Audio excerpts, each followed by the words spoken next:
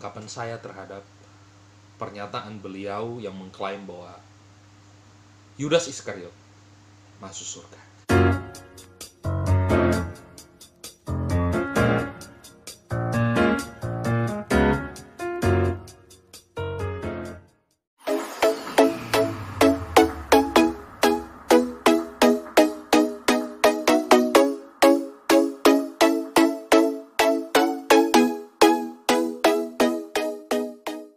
Shalom saudaraku yang saya kasih dalam Tuhan Yesus. Berjumpa lagi dengan saya, Pastor Demos Tanuet, dalam kasih Tuhan. Puji nama Tuhan, pada kesempatan yang baik ini saya akan menanggapi Bapak Rudi Yohanes yang disebut Sang Debaters tentang Yudas masuk surga. Sebenarnya saya tidak menanggapi beberapa waktu yang lalu saya melihat, akan tetapi karena sebagai seorang hamba Tuhan punya kewajiban untuk meluruskan hal ini, saya menyadari bahwa saya tidak lebih hebat dari siapapun, apalagi Bapak Pendeta Muriwali Yanto Matalu sudah menanggapinya dan Pendeta Esra Soru juga sudah menanggapi hal itu. Saya hanya seorang hamba Tuhan yang melayani di sebuah kota kecil di Kalimantan Tengah dan melayani di gereja kecil juga. Tetapi hari ini saya mau sampaikan tanggapan saya terhadap pernyataan beliau yang mengklaim bahwa Yudas Iskariot masuk surga. Nah, Bapak Ibu yang saya kasih dalam Tuhan Yesus Kristus, yang pertama, beberapa waktu yang lalu Bapak Rudi Yohanes atau Sang Debaters mengatakan bahwa Yudas Iskariot hadir dalam perjamuan malam terakhir bersama Yesus dan murid-muridnya. Pernyataan ini saya sangat setuju. Betul bahwa Yudas Iskariot hadir di dalam perjamuan malam terakhir atau perjamuan Paskah pada waktu itu sebelum Yesus disalib. Ini bisa kita temukan di dalam Matius pasal 26 ayat yang ke-17 sampai 25. Saya akan bacakan bagi kita semua. Yesus makan Paskah dengan murid-muridnya. Pada hari pertama dari hari raya roti tidak beragi, datanglah murid-murid Yesus kepadanya dan berkata, "Di manakah engkau kehendaki kami mempersiapkan perjamuan Paskah bagimu?" Jawab Yesus, "Pergilah ke kota kepada si Anu dan katakan kepadanya, pesan guru, waktuku hampir tiba. Di dalam rumah mula aku mau merayakan Paskah bersama-sama dengan murid-muridku." Lalu murid-muridnya melakukan seperti yang ditugaskan Yesus kepada mereka dan mempersiapkan Paskah. Setelah hari malam, Yesus duduk makan bersama-sama dengan ke-12 murid itu. Dan ketika mereka sedang makan, Ia berkata, "Aku berkata kepadamu, sesungguhnya seorang di antara kamu akan menyerahkan aku." Dan dengan hati yang sangat sedih berkatalah mereka seorang demi seorang kepadanya, "Bukan aku, ya Tuhan." Ia menjawab, "Dia yang bersama-sama dengan aku mencelupkan tangannya ke dalam pinggan ini, dialah yang akan menyerahkan aku. Anak manusia memang akan pergi sesuai dengan yang ada tertulis tentang dia, akan tetapi celakalah orang yang olehnya anak manusia itu diserahkan. Adalah lebih baik bagi orang itu sekiranya ia tidak dilahirkan." Yudas yang hendak menyerahkan dia itu menjawab, katanya, "Bukan aku, ya Rabi." Kata Yesus kepadanya, "Engkau telah mengatakannya." Nah, dari bacaan firman Tuhan ini sungguh sangat jelas, khususnya di dalam ayat yang ke-20. Di situ jelas sekali bahwa ke-12 murid itu duduk bersama-sama makan dengan Yesus. Artinya termasuk Yudas Iskariot hadir pada waktu itu di dalam perjamuan Paskah bersama dengan Tuhan Yesus. Dan di ayat 25 ketika Yesus mengatakan bahwa ada di antara kamu yang menyerahkan aku, jelas sekali di situ Yudas menjawab bahwa bukan aku, ya Rabi. Artinya bahwa saya tidak membantah daripada pernyataan Bapak Rudi Yohanes sebagai sang debater yang mengatakan bahwa Yudas Iskariot hadir dalam perjamuan malam terakhir. Saya setuju sampai dalam hal ini. Yang kedua, pernyataan apakah Yudas masuk surga atau tidak. Jawaban saya jelas bahwa Yudas tidak masuk surga. Ada beberapa alasan mengapa saya mengatakan hal yang demikian. Sebenarnya hal ini tidak perlu kita perdebatkan, karena memang jelas sekali Alkitab mencatat bahwa Yudas pasti masuk neraka dalam Injil maupun Kisah Para Rasul. Bapak Ibu yang saya kasih dalam Tuhan Yesus Kristus, ada 4 alasan yang saya kemukakan mengenai Yudas tidak masuk surga atau Yudas pasti masuk neraka. Yang pertama, di dalam kitab Injil Yohanes pasal 6 ayat 64. Saya bacakan bagi kita semua. Tetapi di antaramu ada yang tidak percaya, sebab Yesus tahu dari semula siapa yang tidak percaya dan siapa yang akan menyerahkan dia. Jadi jelas kenapa Yudas Iskariot tidak masuk surga. Dia tidak percaya kepada Tuhan Yesus sebagai Tuhan dan Juru Selamat. Sekalipun mungkin kita berpikir, dia kan dipilih oleh Tuhan Yesus sendiri, dijadikan sebagai rasul, bahkan dijadikan sebagai bendahara di dalam pelayanan mereka. Tetapi di dalam semuanya itu, Yudas sendiri tidak percaya bahwa Yesus adalah Tuhan dan Juru Selamat. Ya, orang yang tidak percaya kepada Tuhan Yesus sebagai Tuhan dan Juru Selamat pasti binasa. Pasti hidup di dalam neraka kelak ketika dia meninggalkan dunia ini. Nah, kita bandingkan juga dalam Yohanes pasal 6 ayat 70 sampai 71. Saya akan bacakan. Jawab Yesus kepada mereka, bukankah aku sendiri yang telah memilih kamu yang 12 ini? Namun seorang di antaramu adalah iblis. Yang dimaksudkannya ialah Yudas, anak Simon Iskariot. Sebab dialah yang akan menyerahkan Yesus. Dia seorang di antara ke-12 murid itu. Jadi jelas sekali bahwa Yudas Iskariot tidak percaya kepada Tuhan, sekalipun Yesus yang memilih mereka. Tetapi jelas sekali bahwa Yesus mengatakan Yudas Iskariot adalah iblis. Artinya, Bapak Ibu yang saya kasih dalam Tuhan Yesus Kristus, alasan pertama bahwa Yudas Iskariot tidak masuk surga karena dia tidak percaya kepada Tuhan Yesus sebagai Tuhan dan Juru Selamat di dalam hidupnya. Siapapun kita, entah saya, saudara, yang ketika kita tidak percaya kepada Tuhan, pasti kita tidak masuk surga. Tapi puji Tuhan, oleh karena kuasa Roh Kudus, saya dan saudara boleh mengenal Yesus sebagai Tuhan dan Juru Selamat.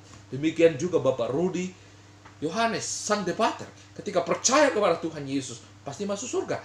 Tetapi ketika tidak percaya, pasti masuk neraka. Nah, Bapak Ibu yang saya kasih dalam Tuhan Yesus Kristus, itu yang pertama.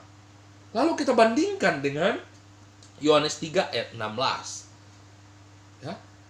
Yohanes 3 ayat 16 berkata, karena begitu besar kasih Allah akan dunia ini, sehingga ia telah mengaruniakan anaknya yang tunggal, supaya setiap orang yang percaya kepadanya tidak binasa, melainkan beroleh hidup yang kekal. Jadi setiap orang yang percaya kepadanya tidak binasa, artinya masuk surga. Mereka memperoleh hidup yang kekal. Berbeda halnya mereka yang tidak percaya kepada Tuhan Yesus, mereka akan binasa. Dan disinilah Yudas Iskariot ada di dalamnya, yaitu Yudas Iskariot tidak percaya kepada Tuhan Yesus Kristus, sehingga dia binasa, dia masuk di dalam neraka. Ayat yang lain di dalam Wahyu 21 ayat 8, saya akan bacakan bagi kita semua. Tetapi orang-orang penakut, orang-orang yang tidak percaya. Ya, sekali lagi, tetapi orang-orang penakut, orang-orang yang tidak percaya, orang-orang keji, orang-orang pembunuh, orang-orang sundal, tukang-tukang sihir, penyembah-penyembah berhala, dan semua pendusta, mereka akan mendapat bagian mereka di dalam lautan yang menyala-nyala oleh api dan belerang. Inilah kematian yang kedua. Jelas sekali bahwa orang yang tidak percaya kepada Tuhan Yesus Kristus akan mengalami kematian yang kedua, yaitu di dalam neraka. Ya, sekali lagi mereka akan mengalami kematian yang kedua di dalam neraka. Berarti Yudas Iskariot masuk neraka, bukan masuk surga. Alasan yang kedua, Mengapa Yudas tidak masuk surga? Di dalam Injil Yohanes pasal yang ke-17 ayat yang kedua. Saya akan bacakan bagi kita semua. Injil Yohanes pasal yang ke-17 ayat yang kedua. Firman Tuhan berkata demikian, selama aku bersama-sama mereka, aku memelihara mereka dalam namamu, yaitu namamu yang telah engkau berikan kepadaku. Aku telah menjaga mereka, dan tidak ada seorang pun dari mereka yang binasa, selain daripada dia, Yudas Iskariot, yang telah ditentukan untuk binasa, supaya genaplah yang tertulis dalam kitab suci. Alasan yang kedua, mengapa Yudas Iskariot tidak masuk surga? Karena Yudas Iskariot sudah ditentukan oleh Allah untuk binasa. Ya. Selain Yudas Iskariot tidak percaya kepada Tuhan Yesus Kristus, karena dia juga telah ditentukan sejak dari kekekalan untuk binasa. Dia telah menolak Yesus dalam kehidupannya. Dan ini sudah ditentukan sejak dari kekekalan. Sebelum dunia ada, bahwa Yudas Iskariot ditentukan oleh Allah untuk binasa. Walaupun dia dipilih menjadi salah satu bagian atau 12 rasul itu, dia ada di dalamnya. Tetapi dia ditentukan untuk binasa. Jadi ketika dia sudah ditentukan Allah sejak dari kekekalan untuk binasa, sudah barang tentu dia pasti masuk neraka.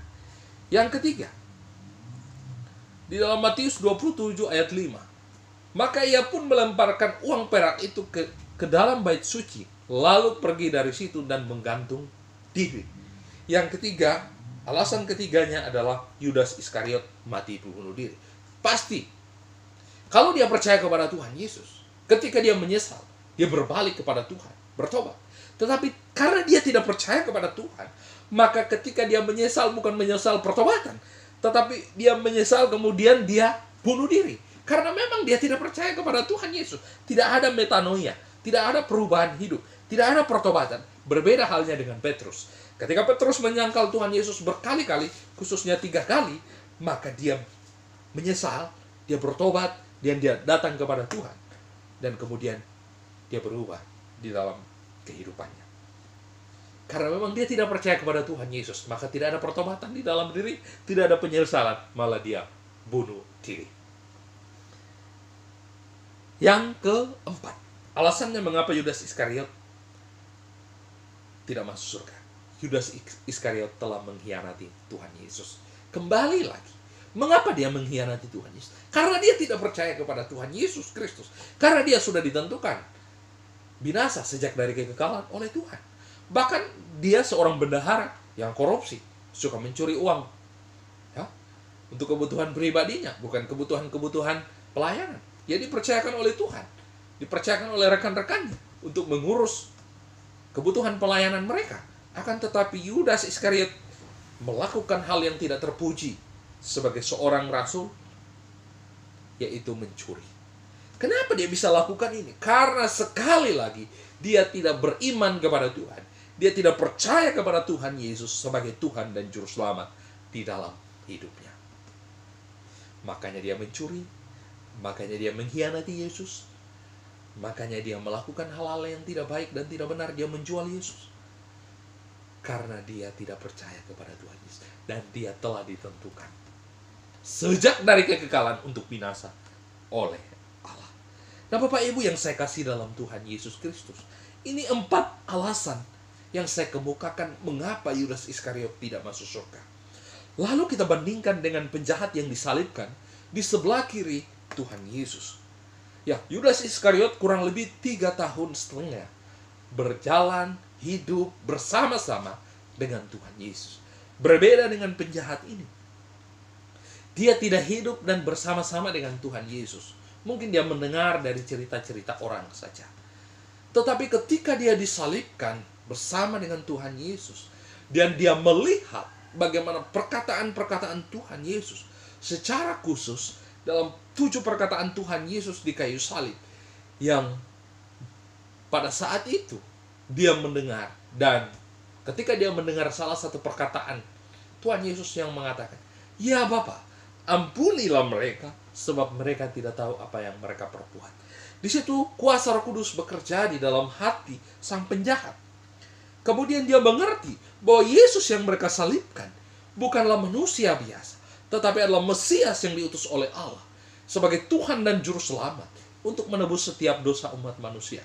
Sehingga pada waktu itu sang penjahat ini, yang tadinya seorang penjahat besar, ya, dia melihat ada Tuhan.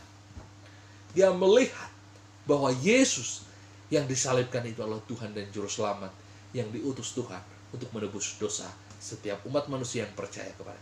Sehingga dia percaya melalui kuasa Roh Kudus bekerja dalam hatinya. Dia mengerti bahwa Yesus adalah Tuhan. Dan dia berkata, ingatlah aku jika engkau datang sebagai Raja.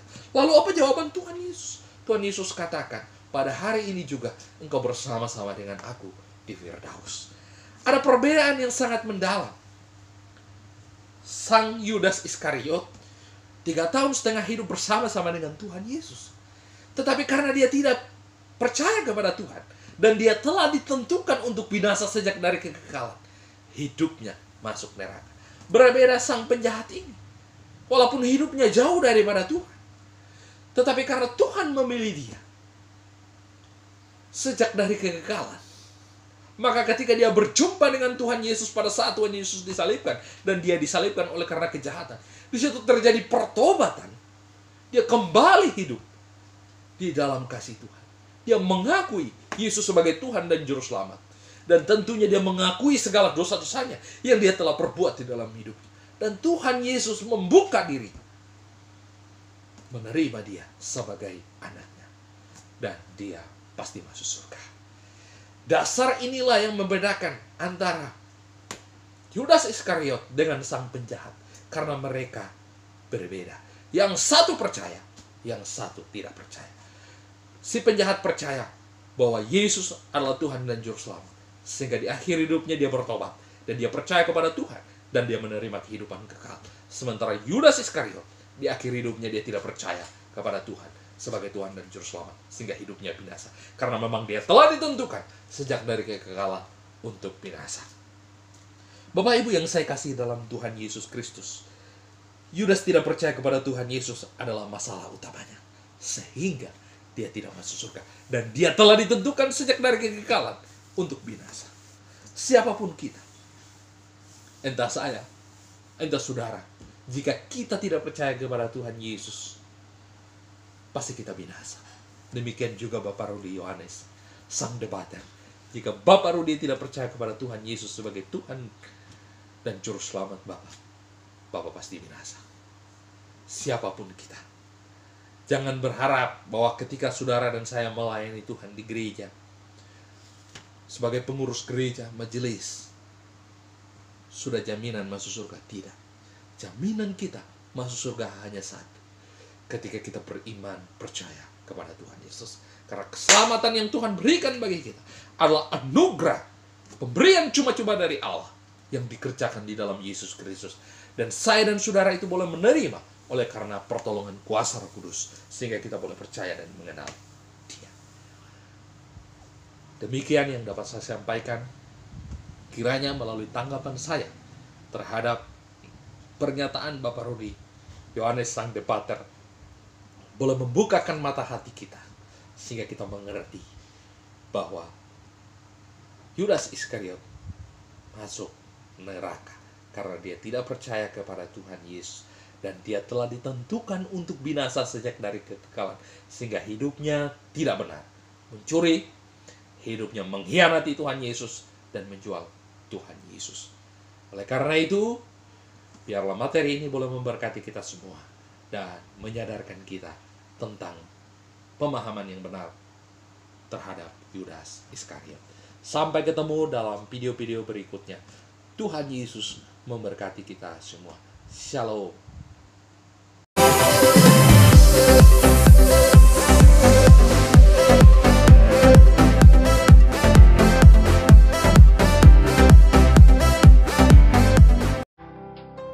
Terima kasih sudah mampir di channel Demostanwek. Jangan lupa like, comment, share, and subscribe. Tuhan Yesus memberkati.